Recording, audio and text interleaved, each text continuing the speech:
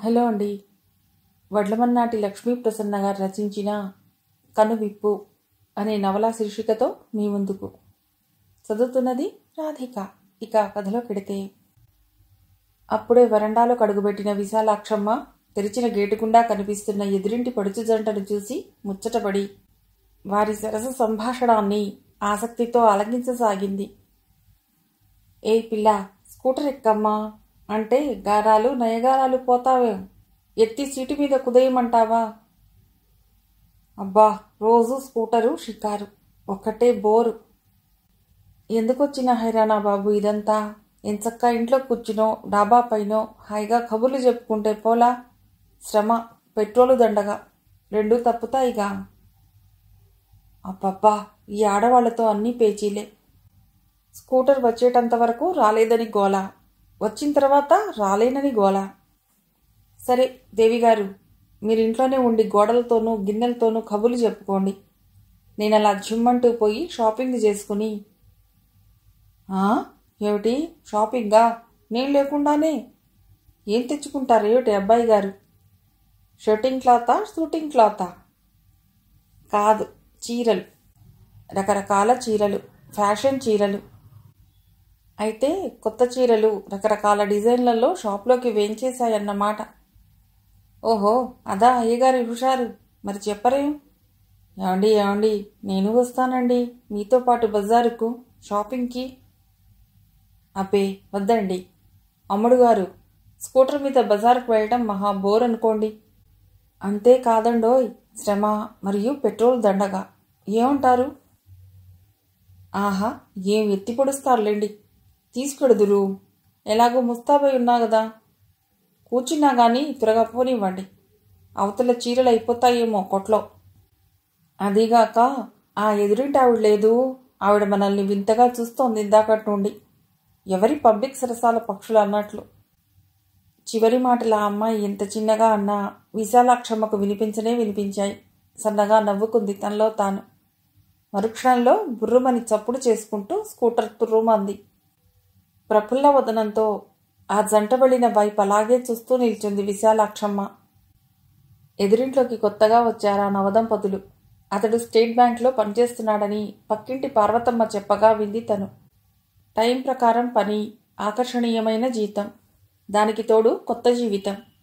అందువల్లనో ఏమో ఎప్పుడూ చిరునవ్వు చిందే మొహంతో హుషారుగా ఉంటాడు. ఆ అమ్మాయి కూడా BA చదువుకుందిట, చురుగ్గా చిలాకీగా ఉంటుంది. విశాలాక్షమ్మకు వారితో పరిచయం అయితే లేదు గాని సాయంత్రం పూట ఆ జంట కార్యక్రమాన్ని అలవోకగా పరిశీలించటం అలవాటుగా పెట్టుకుంది. అతడు సాయంత్రం బ్యాంకు నుండి వచ్చే టైంకు అందంగా ఆకర్షణీయంగా ముస్తాబై కలలుగనే కళ్లతో ఎదురు చూస్తుంటుందా అమ్మాయి. కాసేపట్లో అతడి స్కూటర్ హుషారుగా ఇంటి ముందు ఆగుతుంది. సంతోషమంతా మొహం నిండా పులుముకుని హాయ్ అంటే హాయ్ అని పలుకరించుకుంటారు నేటి ఫ్యాషన్కు అనుగుణంగా. స్కూటర్ వాకిట్లోనే ఉంచి తాళం వేసి ఆమెతో సహా లోనికెడతాడు. 10 నిమిషాలు గడిచేసరికి సరికొత్త ముస్తాబుతో ఆ అమ్మాయితో సహా తిరిగి తయారవుతాడు స్కూటర్ దగ్గరకు. వాళ్ళిద్దరూ కిలకిలా నవ్వుతూ తుళ్ళుతూ ఉంటే చిలకా గోరింకలు పలుకరించుకున్నట్లు ఉంటుంది. అతని చేత బతిమాలించుకుని మరీ స్కూటర్ ఎక్కాలని ఆమె సరదా. చివరకు ఆమె చేతే బతిమాలించుకుని స్కూటర్ ఎక్కించుకోవటం అతడి చాకచక్యం. అమ్మగోరు, అబ్బాయి గోరు కోసమేనా తవరలా నిల్చుని చూస్తుండారు? వత్తారు లెగండి. అన్నట్టు ఇయాల అన్నంలో కేకూర చేయమంటారు? రాజమ్మ పిలుపుతో ఈ లోకంలో పడింది విశాలాక్షమ్మ. రాజమ్మ ఆ ఇంట్లో వంట మనిషే కాదు, పని మనిషి కూడాను.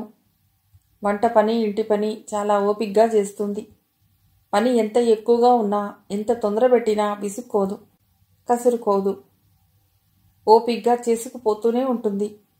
చాలా నమ్మకస్తురాలవటం వల్ల, నా అనే వారెవ్వరూ లేకపోవటం వల్ల 24 గంటలు తన దగ్గరే ఉంచుకుంటుంది విశాలాక్షమ్మ.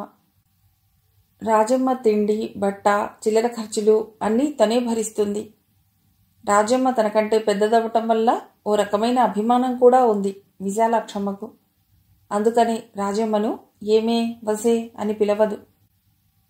అవును రాజమ్మ, వాడి కోసమే, వాడింకా రాలేదు.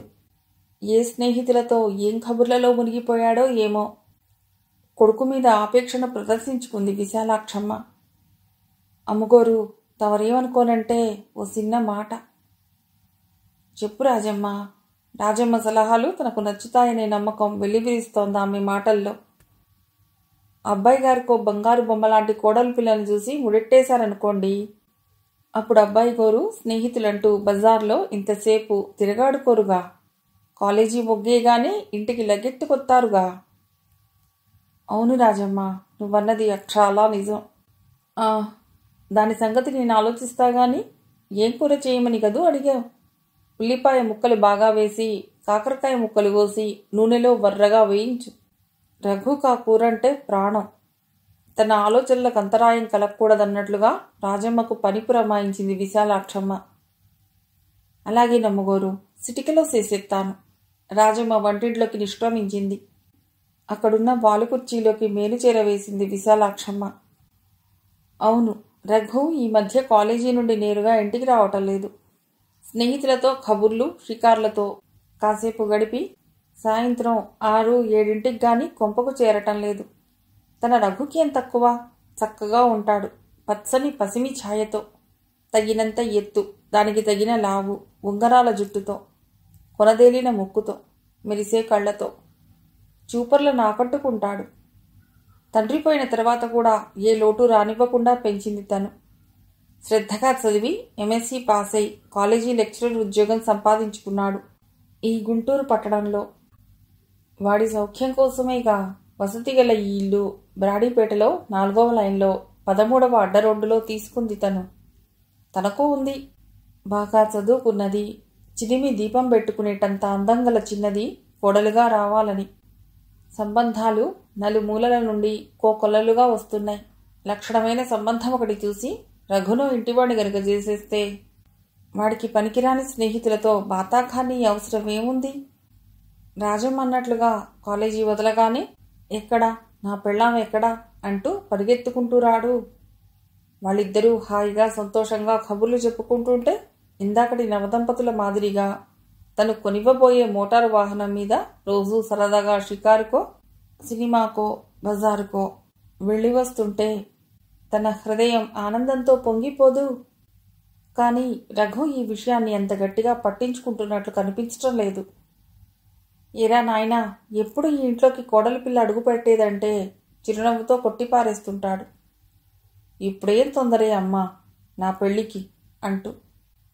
వాడి తలకాయ, పిచ్చి వెధవ, అన్నిటికీ సిగ్గు మొహమాటమును. 25 దాటాయి గదా, పెళ్లికి తొందర ఇప్పుడు కాకపోతే వాడు ముసలివాడయ్యాకనా? అదేం కుదరదు. ఇవాళ రఘు రాగానే అమీ తుమీ తేల్చేయాలి. పెళ్లిళ్ల పేరయ్య గారు రోజూ పనికట్టుకుని మరీ తన ఇంటికి వచ్చి ఓ సుదీర్ఘమైన సంబంధాల జాబితా ఇచ్చిపోతూనే ఉన్నాడు. వచ్చినప్పుడల్లా ఓ మరచెంబు కాఫీ సేవిస్తూ వాటిలో 4-5 సంబంధాలు మెరికల్లాంటివి ఉన్నాయి. 4 పిల్ల పసిడి బొమ్మట, విద్యాధికురాలేనట, సకల సద్గుణవతట. ఇంకా కావలసిందే ఉంది? ఎన్నిక చేసుకోవటం మినహా. రఘు ఎప్పటిలా తేలిగ్గా తీసేస్తే ఇవాళ ఊరుకోదలుచుకోలేదు. వాడు రాగానే ఆశ్చర్యంతో మునిగేటట్లుగా, ఒరే అబ్బాయి రఘు, నువ్వు వెళ్ళిపోతారా ఇంట్లోంచి అంటుంది తను. ముఖంలో కోపమంతా ముప్పిరిగొనగా. ఏమిటమ్మా, ఏమైంది? నేనేమన్నా తప్పుగా ప్రవర్తించానా అంటూ ఇదైపోతాడు రఘు. అసలే మెత్తటి హృదయం కల మనిషివాడు. కాకా అంటుంది తను ఇంకా బింకాన్ని ప్రదర్శిస్తూ. చెప్పమ్మా నా తప్పు, తప్పక సవరించుకుంటాను అంటూ ప్రాధేయపడతాడు. వాడికి తనంటే ఎంతో ప్రేమ, గౌరవం.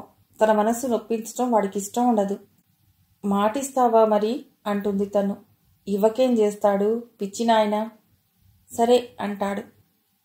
అదేం కుదరదురా అబ్బాయి అంటూ చేతిలో చెయ్యి వేయించుకుంటుంది తను.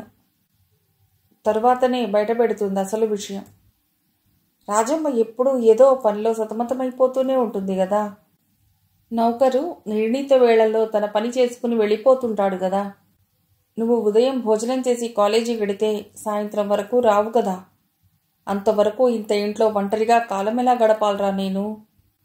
ఓ బుల్లి మనవడు కూడా ఉంటే వాడి కేరింతలకు చిలిపి చేష్టలకు గంటలు నిమిషాల్లా గడిపోయినట్రా. లంకంత ఇల్లు, బ్యాంకులో డబ్బు మూలుగుతుండగానే సరికాదురా.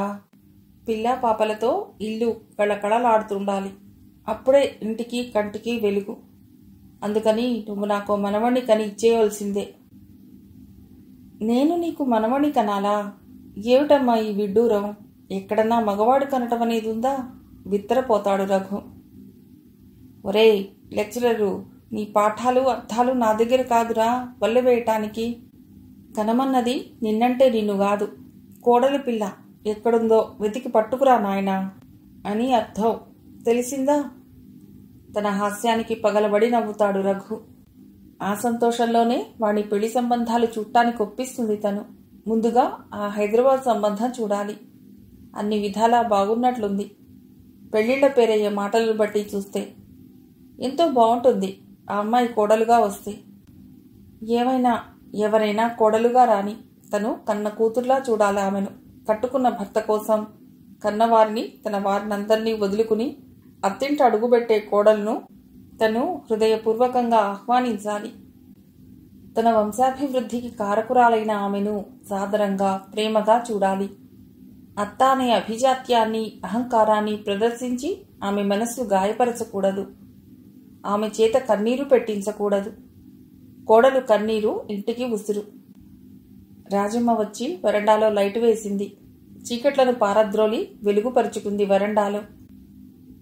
అమ్మగారేదో ఆలోచనలో ఉండారు, పలుకరిస్తే ఏం బాగుంటది అనుకున్న రాజమ్మ ఏదో పని కోసం వంటింట్లోకి వెళ్ళిపోయింది. మళ్ళీ అత్త అనే పదాన్ని 10 సార్లు తలుచుకోవటంతో బయట అంత వెలుగు వెళ్లి విరుస్తున్నా విశాలాక్షమ్మ మనసు నిండా చీకట్లు ముసురుకున్నాయి. అత్త అత్త అత్త కసిగా కక్షగా పళ్ళు పటపటా నూరింది. ఆమె మనస్సు గతంలోకి దూరి విహారం చేయసాగింది. అమ్మాయి విశాల గట్టిగా కేక పెట్టింది సరస్వతమ్మ. తల్లి కేక విని హడావుడిగా వంటింట్లోకి వచ్చింది విశాల పరుగులాంటి నడకతో.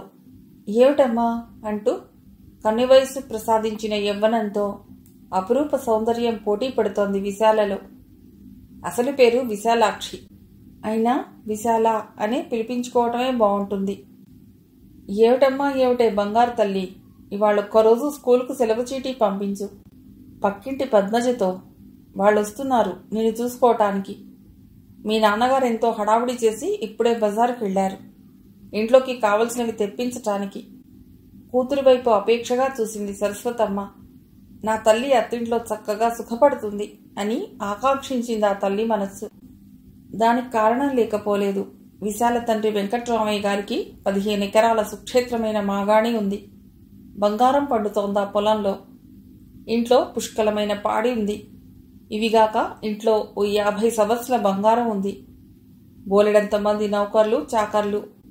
విశాల తల్లిదండ్రులకు ఏకైక సంతానం కావటంతో అల్లారు ముద్దుగా పెరుగుతోంది పుట్టింట్లో.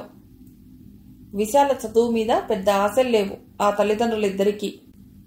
ఏదో చదవను రాయను వస్తే చాలెద్దు, అంతకన్నా చదువులనేం చేసుకుంటాం అన్నట్టుగా స్కూల్లో చేర్పించారు విశాలను.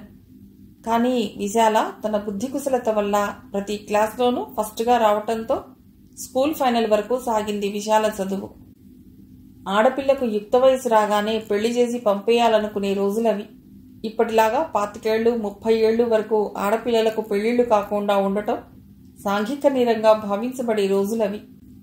అందుకని స్కూల్ ఫైనల్ ఇంకా చదువుతుండగానే విశాలకు పెళ్లి సంబంధాలు చూడసాగారు వెంకట్రామయ్య గారు. పక్క పల్లెటూళ్ళలో ఉన్న సంబంధం నచ్చింది ఆయనకు. కుర్రవాడి పేరు సాంబమూర్తి. కండలు తిరిగిన శరీరంతో బలిష్టంగా అందంగా ఉంటాడు. వయస్సులో అందంలో అమ్మాయికి ఈడు జోడు. తండ్రి పోతే స్కూలు చదువుకు స్వస్తి చెప్పి తండ్రి మిగిల్చిన 20 ఎకరాలు స్వయంగా వ్యవసాయం చేస్తున్నాడు. తమలాగే పాడి పంట పుష్కలంగా ఉన్న కుటుంబం. తల్లి నరసమ్మ వ్యవహార దక్షురాలు. ఆమె సలహాలతో ఆ ఇల్లు ధనధాన్యాలతో తులతూగుతోందని గ్రహించారు వెంకట్రామయ్య గారు. విశాల తల్లి సరస్వతమ్మకు కూడా ఈ సంబంధం ఎంతో నచ్చింది. కూతురు అత్తింట సుఖపట్టమే ఆమె ధ్యేయం. తమ ఆస్తి వాళ్ల ఆస్తి అనుభవిస్తూ కూతురు లక్ష్మీదేవిలా కళకళలాడుతుందని భావించి వెంటనే ఒప్పేసుకుంది. దాని కారణంగానే ఈనాటి పెళ్లి చూపుల తతంగం జరగబోయేది. ఏమో బాబు, నాకు సిగ్గేస్తోందే, గునిసింది విశాల తల్లి దగ్గర. తల్లిదండ్రులు మాట్లాడుకుంటున్నప్పుడు కాబోయే భర్తగారి అందచందాల గురించి పొంచి వింది విశాల. ఆమె అంతరంగం సంతోషంతో చిలిపిగంతులు వేసింది. ఆశలు కోర్కెలు మనసులో మోసలెత్తాయి. పైగా పెళ్లిచూపుల నాటి అనుభూతి ఎలా ఉంటుందో తెలుసుకోవాలని తపన. పైకి మాత్రం కావాలనే అలా అంది తల్లి దగ్గర. పెళ్లిచూపులకే ఇలా సిగ్గేస్తోందంటూ ముడుచుకుపోతే రేపు కాపురం ఎలా చేస్తావే మీ ఆయనతో? అంతా చోద్యం కాకపోతేను. వెళ్ళు, నేను చెప్పిన పని చేసిరా. సాయంత్రం నిన్ను బాగా అలంకరించడానికి మీ స్నేహితురాళ్ళని రమ్మని చెప్తాలే. తిరిగి తన పనిలో మునిగిపోయింది సరస్వతమ్మ. చీ పోమ్మా, మనసు గాల్లో తేలిపోతుండగా అక్కడి నుంచి పరిగెత్తింది విశాల. విశాలను అతిలోక సుందరిలా అలంకరించారు సాయంత్రం స్నేహితురాండ్రు. ఇంట్లో 4 రకాల తీపి కారాలు చేయించింది సరస్వతమ్మ. సరిగ్గా 4 అవ్వగానే ఎడ్లబండిలో దిగారు కాబోయే వియ్యాలవారు. ఎదురెళ్లి నరసమ్మ సాంబమూర్తులను సాదరంగా సగౌరవంగా లోనికి తీసుకొచ్చారు వెంకట్రామయ్య సరస్వతమ్మలు. ఇక పాలేళ్ల హడావుడి అంతా ఇంతా కాదు. వియ్యాల వారికి కాళ్ళు కడుక్కోవటానికి నీళ్లందివ్వటం, తువ్వాళ్లందివ్వటం, నట్టింట్లో మంచాలు వాల్చి తెల్లటి దుప్పట్లు పరచటం, కుర్చీలు అటూ ఇటూ సర్ది వియ్యాల వారికి ఏ లోటు జరగకుండా చూడటం వారి పనులు. పెళ్లి చూపులు సక్రమంగా సలక్షణంగా జరిగిపోయాయి. సాంబమూర్తిని విశాల క్రీగంట చూసి సిగ్గుతో సంతోషంతో తలమునకలైపోయింది. సాంబమూర్తి విశాల జగన్మోహన సౌందర్యాన్ని చూసి మేను మర్చిపోయాడు. సరస్వతమ్మ వెంకట్రామయ్యలే ఎక్కువగా నరసమ్మతో అవి ఇవి మాట్లాడారు. నరసమ్మ మాత్రం బింకంగా ఉండి ఆ ఊ అంటూ వింటూ కూర్చుంది. వియ్యపురాలికి ఆ మాత్రం బెట్టు సహజం అని సరిపుచ్చుకున్నారు సరస్వతమ్మ వెంకట్రామయ్యలు. పిల్లవాని అంగీకారం క్షణాల్లో లభించటంతో కట్నాలు లాంఛనాలు కూడా నిర్ణయించబడ్డాయి. ఈ కట్నాలు లాంఛనాలు మొక్కుబడికే గాని వదినా రేపు ఈ ఆస్తంతా దానికేగా, ఆహా అల్లుడికేగా అని సరస్వతమ్మ అనగానే నరసమ్మ ముఖం వికసించింది. మరో వారం తిరిగేసరికల్లా ఆకాశమంత పందిరి భూదేవంత ముగ్గు అన్నట్లుగా పరమ వైభవంగా జరిగిపోయింది విశాల వివాహం. ఆపోసన కార్యక్రమం కూడా అత్యంత వైభవంగా జరిపించారు విశాల తల్లిదండ్రులు. అత్తవారింటికి పంపిస్తూ విశాలకెలా మసులుకోవాలో చెప్పి నరసమ్మతో, మా అమ్మాయిని మీ చేతుల్లో పెడుతున్నాం, ఎలా చూసుకుంటారో ఏమో, అంతా మీ దయ అంటూ ప్రాధేయపడ్డారు. నరసమ్మ ఏం పర్వాలేదన్నట్లుగా భావయుక్తంగా నవ్వింది. తృప్తిగా నిట్టూర్చారు విశాల తల్లిదండ్రులు. విశాల మనసులో లేదు. కొత్త జీవితం, కొత్త అనుభవాలు, గిలిగింతలు పులకింతలు. అబ్బా ఎంత మధురం వివాహ జీవితం! ఆయన ఎంత మంచివారు, ఎంత కొంటెవారో కూడాను. అత్తగారు కూడా ఎంత మంచివారు. అంతవరకు నోరు మెదిపి ఒక్క మాటన్నా అన్నారు కాదు. అత్తింట అడుగుపెట్టిన విశాల తన జీవితం స్వర్గతుల్యమే అనుకుని మురిసిపోయింది. మధురోహలతో పరవశించిపోయింది.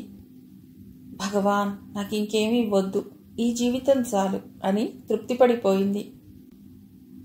నరసమ్మ కొత్త కోడలు ఎలా ఉంటుందో చూద్దాం అనుకుంటూ అమ్మలక్కలంతా బిలబిల్లాడుతూ వచ్చారు పనులు మానుకుని. అప్పుడు ఉదయం 7 గంటలయ్యింది. సాంబమూర్తి అప్పటికే పొలం వెళ్ళిపోయాడు ఎడ్లబండి తోలుకుని. స్నానం చేసి జుడవేసుకుని బుట్టు పెట్టుకుని తల్లో మందార పువ్వు తురుముకుంది. నీ కోడలికేమమ్మా నరసమ్మ, కుందనపు బొమ్మ అయితేను అంటూ ప్రశంసించారందరూ. నరసమ్మ ఏమీ మాట్లాడలేదు. కొన్ని క్షణాలు విశాలనింకా తనివి తీరా చూసి వెళ్ళిపోయారక్కయ్యలు. ఏమేవ్, ఎక్కడ చచ్చావు అన్న అత్తగారి గావుకేక విని పనిమనిషి ఆలస్యంగా వచ్చినందుకు మందలిస్తోంది కాబోలని ఇంట్లో మంచం మీదే కూర్చుండిపోయింది విశాల. ఆమె మనస్సు నిండా సాంబమూర్తి చిలిపి చేష్టల మీద ఆలోచనలే. దబదబమంటూ నడిచి వస్తున్న అడుగుల చప్పుడు విని చటుక్కున తలదిప్పి చూసింది. అంతే నిర్ఘాంతపోయింది విశాల. అయితే ఇందాక అత్తగారన్న మాటలు తనను ఉద్దేశించి అన్నవేనన్న మాట. ఏమేవ్, ఎక్కడ చచ్చావు? ఎంత కఠినంగా పరుషంగా మాట్లాడింది అత్తగారు. ఇంతవరకు తన పుట్టింట్లో వీసవెత్తు మాట కూడా పడలేదు తల్లిదండ్రులతో. సరికదా తనను అపరంజి బొమ్మలా పెంచారు. అసలు అత్తగారికి తన మీద ఆగ్రహం ఎందుకొచ్చింది? ఏమిటి ఉగ్ర నరసింహావతారంతో చీపురు కట్ట పుచ్చుకుని నిలబడింది? తనేం తప్పు చేసిందని మనసులో నుండి ఉబికి వస్తున్న దుఃఖాన్ని అసహాయంగా అణుచుకుని లేచి నిల్చుని ఎలాగో గొంతు పెగుల్చుకుని, ఏమిటత్తగారు, నేనేం తప్పు చేశాను? అంది విశాల అమాయకంగా మొహం పెట్టి. ఏం చేశానని ఎదురు మాట్లాడుతున్నావటే, ఇంకా నువ్వేం చేశావో నీకు తెలియకుండానే ఉందటే, సిబ్బి మొహం నువ్వును. విశాల మనస్సు మూగగా రోధించింది. అమ్మలక్కలకు తన కుందనపు బొమ్మ, అత్తగారికి మాత్రం అట్ల సిబ్బి మొహం. అదలా ఉంచి నీకు తెలియదా నువ్వేం చేశావో అంటుందేమిటి? మీరేమంటున్నారో తెలియటం లేదు అత్తయ్య గారు, అంది విశాల బిక్కుబిక్కుమంటూ. తెలీదు. పుట్టింట్లో సరిగ్గా నేర్పితేనే కదా తెలియటానికి. మా బాగా ఉందమ్మా ఆ తల్లి పెంపకం, ఈ పిల్ల తీరును. ఏదో పని చేయాలని ఆవిడ ఉద్దేశమై ఉంటుందని ఊహించింది విశాల. దానికింత రాద్ధాంతం ఎందుకు? చెయ్యి అని చెప్తే తను చెయ్యనని ఏమీ అనదుగా అని మనసులో అనుకుంది విశాల.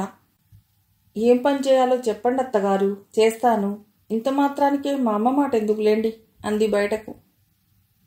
అంటాను. మీ అమ్మనే కాదు, అవసరమైతే మీ అబ్బను కూడా అంటాను. నువ్వు చేసే పనులకు అనక వదిలిపెడతాననుకుంటున్నావేమిటి? అసలు ఇప్పుడు ఎంతయింది అంట. సూర్యుడు బారెడు పైకొచ్చాడు గదా. నాపసానిలా సింగారించుకుని ఇంట్లో మంచం మీద కూర్చుని కులుకుదాం అనుకున్నావా? చీపురు తీసుకుని ఇల్లు వాకిళ్ళు ఊడవాలని తెలియదు? తర్జరితో బెదిరిస్తూ అంది నరసమ్మ. పని మనుషులు లేరా అత్తగారు? అంది మెల్లిగా. ఉంటారు. ఇది మీ పుట్టిల్లు కాదు, అడుగడుక్కి పని మనుషులు ఉండటానికి. మీ ఇంట్లోలా పని మనుషుల్ని నౌకర్లని పెట్టుకుంటే ఇక చిప్ప చేతికొచ్చినట్లే. ఇన్నాళ్ల నుండి ఈ పనులన్నీ నేనే చేసుకుంటున్నాను. కోడళ్ళు తెచ్చుకున్న తర్వాత నాకేం కర్మ? పద, ఇంకా నిల్చున్నావే గడకర్రలాగా. ఇదిగో చీపురు. ఇల్లు వాకిళ్ళు అద్దంలా శుభ్రంగా ఉండకపోతే ఊరుకోను, తెలిసిందా? అంటూ చీపురు తన మొహాన పారేసి విసవిసా నడుచుకుంటూ దొడ్లోకి వెళ్ళిపోయింది. విశాలకి అప్రయత్నంగా కళ్లల్లో నీళ్లు తిరిగాయి. ఇదన్నమాట అత్తగారి నిజస్వరూపం. ఇదన్నమాట ఆమె ఇంతకుముందు పాటించిన మౌనానికి అంతరార్థం. సరే, తప్పేదే ఉంది. అత్తవారింటికొచ్చిన కొత్త కోడలు చెయ్యనని, అలవాటు లేదని అంటానికి ఎలా వీలవుతుంది అని తర్కించుకున్న విశాల పవిట కొంగుతో కళ్ళు తుడుచుకుని చీపురు తీసుకుని వాకిట్లోకి నీరసంగా నడిచింది. మిగిలిన కథ తర్వాతి భాగంలో.